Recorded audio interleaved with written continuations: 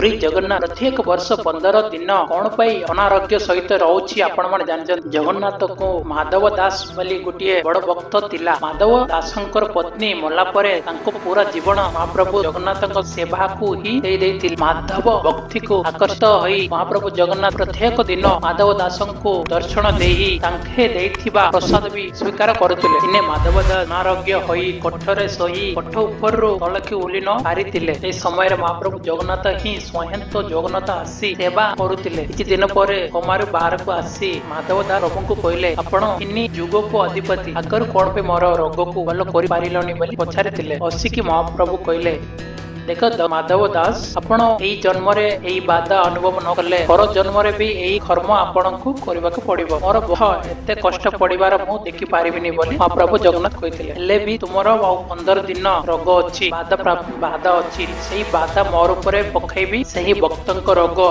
जगन्नाथ स्वीकार करथिले। एही दिनरु आज पर्यंत प्रत्येक वर्ष महाप्रभु जगन्नाथ 15 दिन अनारोग्य रे रहउछन्ति। आपनको जगन्नाथ हेले सब्सक्राइब कर दियौ प्लीज।